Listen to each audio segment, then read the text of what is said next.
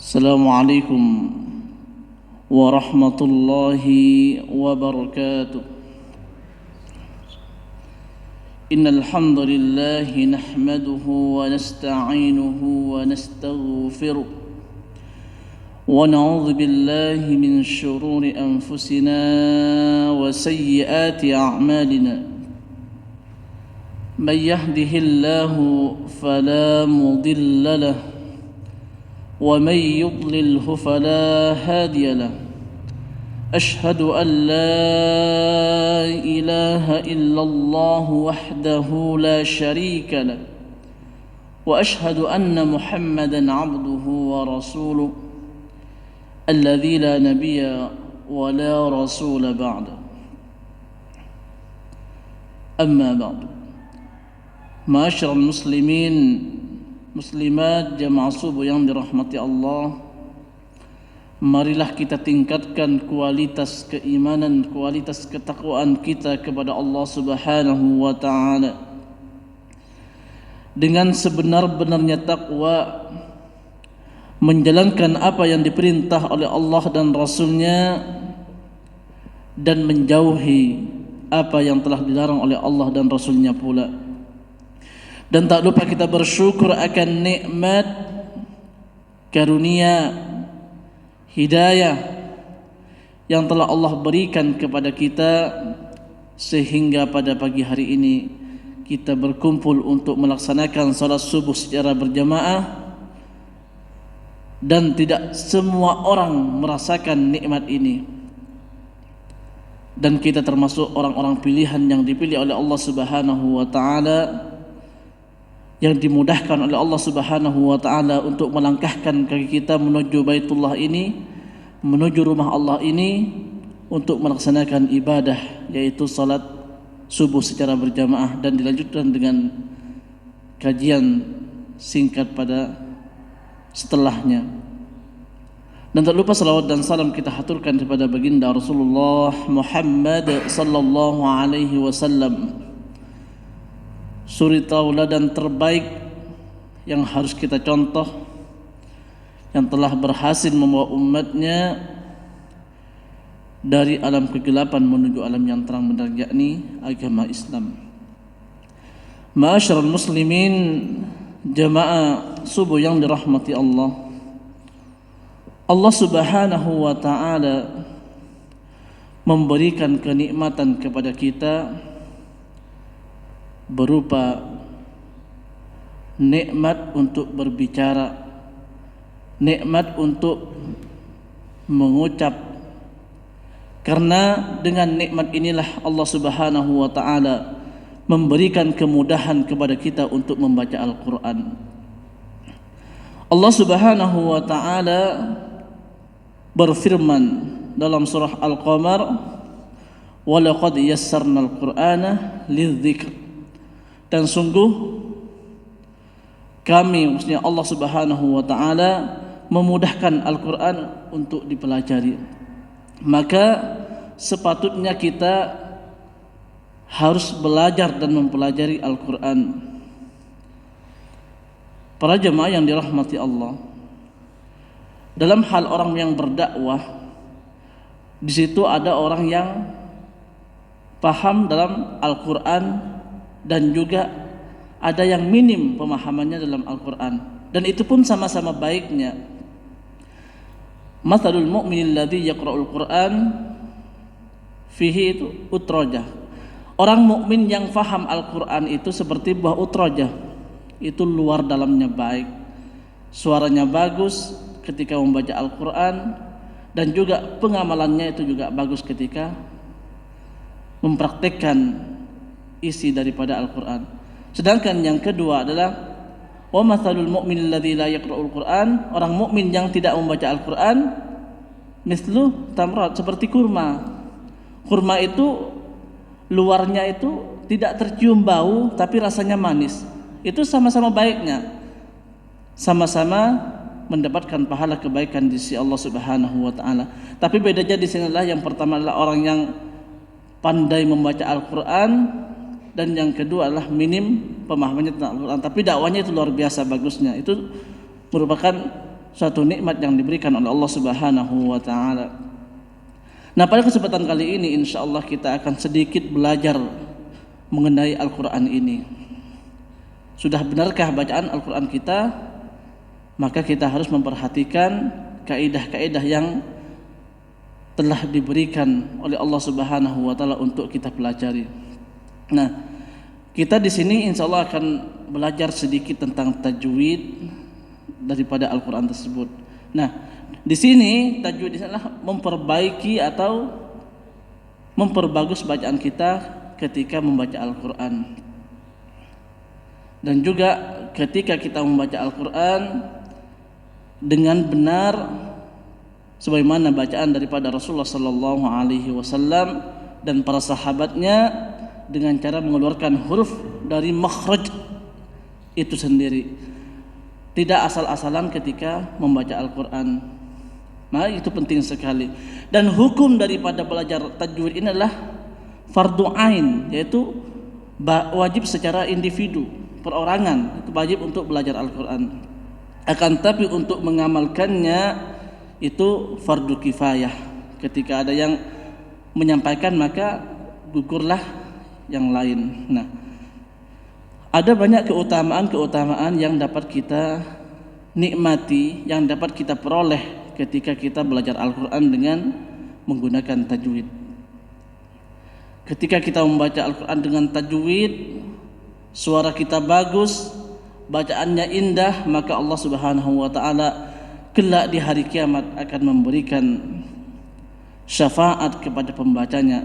Di sini yang Allah Subhanahu wa taala memberikan syafaat itu bukan orang yang ngebut ketika membaca Al-Quran, akan tapi adalah orang yang tartil, orang yang fasih ketika membaca Al-Quran. Dan juga Al-Quran ini merupakan amal terbaik yang Allah Subhanahu wa taala berikan kepada kita. Dan insyaallah dengan Al-Quran ini pula Allah Subhanahu wa taala memudahkan kita untuk masuk ke dalam surganya Allah Subhanahu wa taala. Ma'asyiral muslimin, jamaah subuh yang dirahmati Allah, tujuan daripada kita belajar tajwid yaitu menjaga lisan kita agar tidak salah dalam membaca Al-Quran, dan itu sangat penting sekali. Allah Subhanahu wa taala berfirman, warattilil Qur'ana tartila. Ini surah Al-Muzammil ayat yang keempat. Dan bacalah Al-Quran ini dengan tartil, hiasilah Al-Quran dengan suara kalian. Allah Subhanahu wa taala memerintahkan kepada kita untuk menghiasi Al-Quran dengan suara kita semua. Karena ketika kita berinteraksi dengan Al-Quran terus kita tidak memahami tajwid daripada Al-Quran, tidak memahami makharijul huruf daripada Al-Quran, maka kita akan berdosa. Sebagaimana para ulama salaf mengatakan membaca Al-Quran dengan tajwid itu hukumnya wajib. Siapa yang tidak membetulkan bacaan Al-Qurannya maka ia berdosa. Karena Allah Subhanahu wa taala menurunkan Al-Quran itu dengan tajwid, dan demikian Al-Quran darinya sampai kepada kita semua. Ma'asyiral muslimin, jemaah subuh yang dirahmati Allah, ketika kita membaca Al-Quran, ketika kita memulai menghafal Al-Quran dan mengamalkan isi kandungan Al-Quran, kita merupakan sebaik-baik manusia. Khairukum man ta'allama Al-Qur'ana wa 'allamah. Sebaik-baik di antara kalian adalah orang yang belajar Al-Quran dan mengamalkannya. Di sini juga ketika kita berinteraksi dengan Al-Quran, ketika kita membaca Al-Quran, maka kita tidak harus memandang usia. Ketika kita belajar Al-Quran, kita tidak harus memandang usia. Itu mulai anak-anak, remaja, dewasa, bahkan sampai dengan orang tua, kita harus selalu berinteraksi dan belajar membaca Al-Quran. Karena apa? Karena dengan Al-Quran insyaallah kelak diberikan syafaat kepada para pembacanya. Iqra'ul Quran fa innallaha ya'ti yaumal qiyamah syafihan li ashabih. Bacalah Al-Quran, sesungguhnya ia pada hari kiamat akan datang menolong pembacanya. Maka jangan sampai bosan kita untuk selalu berinteraksi dengan Al-Quran. Ma'asyiral muslimin jamaah subuh yang dirahmati Allah, pada Ramadan yang lalu kami telah menyampaikan kesalahan-kesalahan daripada membaca surah Al-Fatihah, yaitu pada akhir kajian yang bertema memperbanyak membaca Al-Quran di bulan Ramadan. Di situ disebutkan bahwasanya ketika kita membaca Al-Fatihah, kita harus membaca dengan benar, makharijul huruf yang benar, sehingga ketika kita membaca Al-Fatihah dengan benar maka tidak ada kesalahan, tidak ada kekeliruan.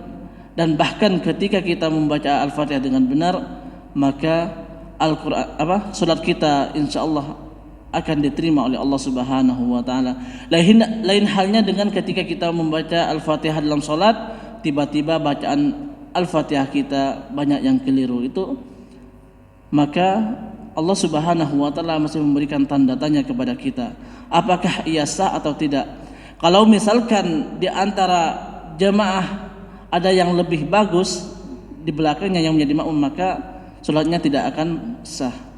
Akan tetapi kalau misalkan daripada jamaah itu rata masih sama, maka insyaallah itu akan masih dikategorikan sah. Maka penting sekali membaca Al-Quran dan memahaminya. Ma'asyiral muslimin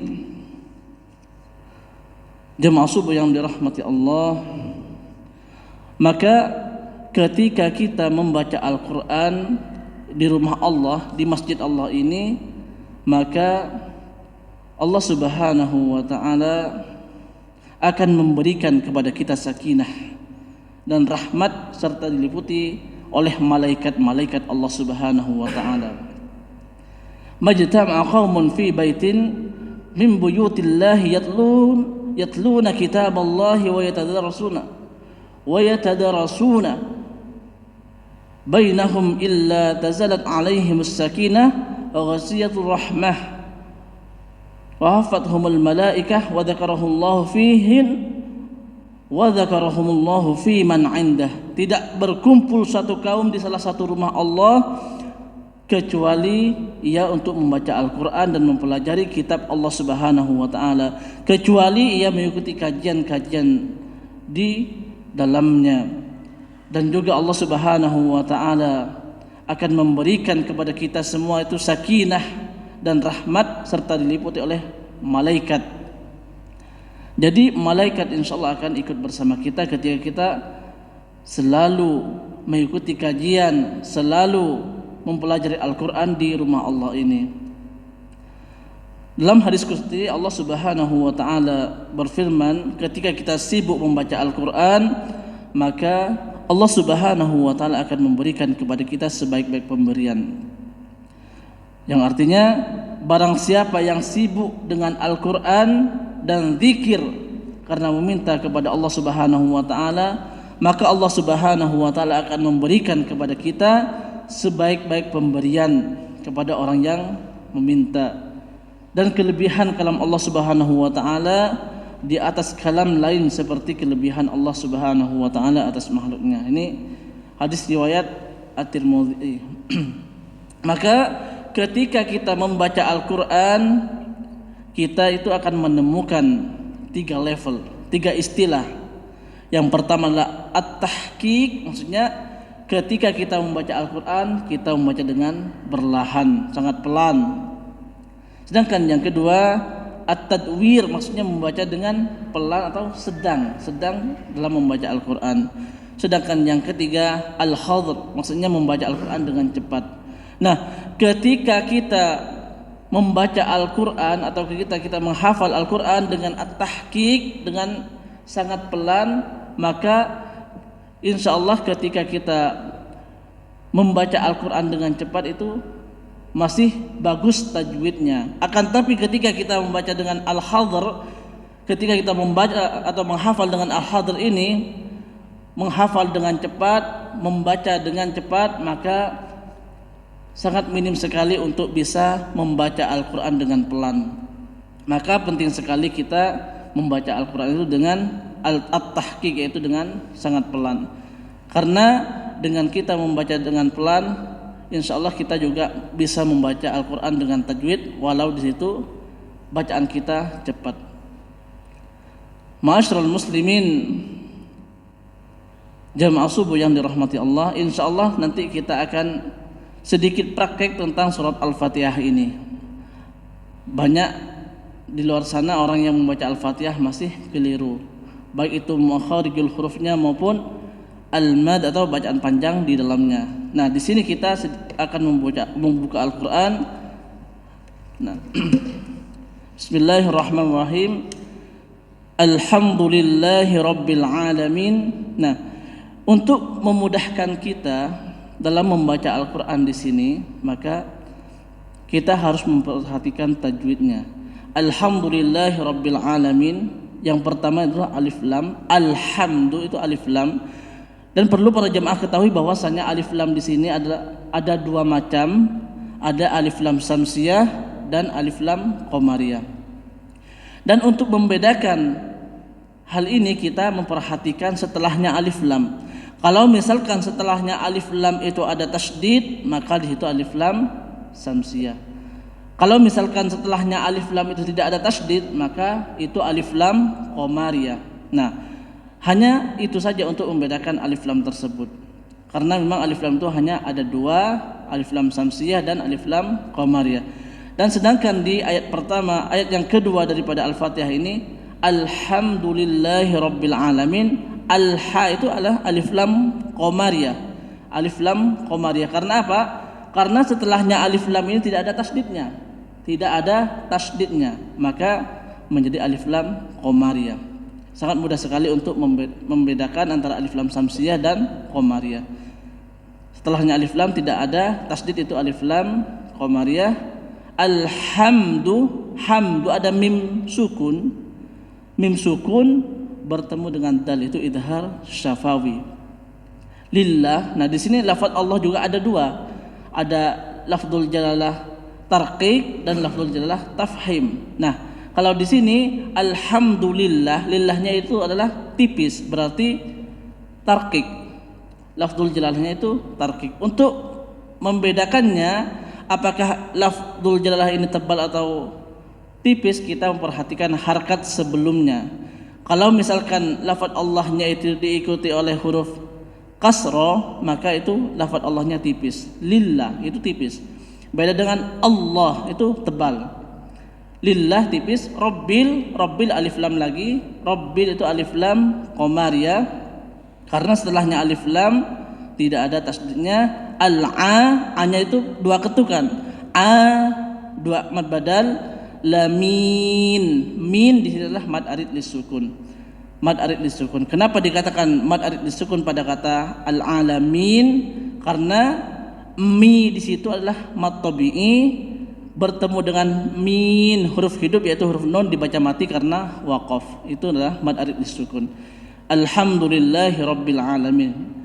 Jangan baca alhamdu ya, alhamdu jangan. Pada waktu itu sudah dijelaskan bahwasanya ketika kita membaca Al-Fatihah dan merubah hurufnya, maka akan keliru juga maknanya. Maka harus betul tajwidnya ketika membaca Al-Fatihah ini, karena Al-Fatihah merupakan surat yang wajib dalam salat. Nah, sedangkan yang kedua Ar-Rahmanir Rahim. Ar-Rahma itu alif lam samsiyah. Nah, tadi yang pertama alif lam qamariyah, yang kedua adalah alif lam samsiyah. Karena setelahnya alif lam itu tidak ada diikuti oleh tasydid. Diikuti oleh tasydid. Maka itulah alif lam samsiyah. Otomatis lamnya itu dihilangkan, tidak disukunkan. Rahmani. Ar-Rahma manya mad badal. Nirrahim sama alif lam samsiyah, dan yang terakhir him itu mad arid lisukun. Ar-Rahmanir Rahim, sekali lagi mad arid lisukun adalah ketika ada mad tabi'i bertemu dengan huruf hidup dibaca mati karena waqaf, karena berhenti. Itu panjangnya bisa sampai 4 atau 6 ketukan. Nah, sedangkan yang berikutnya Maliki Yaumiddin. Ma itu adalah mad badal, liki yau itu mad lain. Mad lain itu ketika ada waw sukun diawali oleh fathah, yau. Fathah bertemu dengan waw sukun itu namanya mad lain. Dibaca dua ketukan juga. Yaumiddin, middin alif lam samsiyah. Saya ulangi lagi, alif lam samsiyah adalah ketika setelahnya alif lam itu diikuti tasydid. Maka alif lamnya itu dibuang dan tasydidnya itu ditebalkan. Yaumiddin, dinnya itu mad arid sukun. Maliki yaumiddin, dan yang berikutnya iyyaka na'budu wa iyyaka nasta'in. Jangan membaca iyyaka, tapi iyyaka. Iyyaka na'budu wa iyyaka nasta'in. Iyanya itu ditasydid, bukan iyyaka na'budu, tapi atau iyyaka, ada yang seperti itu, tapi di sini yang benar adalah iyyaka na'budu. Iyanya itu ditasydidkan. Na'budu wa iyya, yang kedua juga sama, ditasydidkan, tekan sedikit. Iyya wa iyyaka nasta'in. Ain itu mad arid lisukun. Sama, insyaallah di surat Al-Fatihah ini diakhiri dengan mad arid lisukun semua, yaitu ketika ada mad tabi'i bertemu dengan huruf hidup dibaca mati karena waqaf, karena berhenti. Nah, sedangkan yang berikutnya ihdinas siratal mustaqim. Nah, ihdinas bukan tapi itu huruf ha. Ha itu posisinya ada di tenggorokan paling bawah. Tapi ketika membaca ha itu jangan sampai berlebihan. Jangan sampai itu terlalu ke bawah, ke dada. Akan tapi ihdinas di tenggorokan paling bawah. Ihdinas alif lam samsiyah, sira ronya mad tabi'i, tol alif lam qamariyah, mustaqim mad arid lisukun. Nah, sedangkan yang terakhir siratal ladzina an'amta 'alaihim ghairil maghdubi 'alaihim waladdallin. Panjang, dallin. Nah, sira ronya itu mad tabi'i. Mad tabi'i itu contohnya ada 3, yaitu nu ketika dhamma diikuti waw sukun, hai kasrah diikuti dengan ya sukun, ha dan fathah diikuti oleh alif. Alif di sini adalah hamzah yang tidak berharkat. Kalau yang berharkat dinamakan hamzah, seperti itu. Jadi alif itu hamzah yang tidak berharkat. Nah, siratal ladzi, alladzi ini alif lam samsiyah.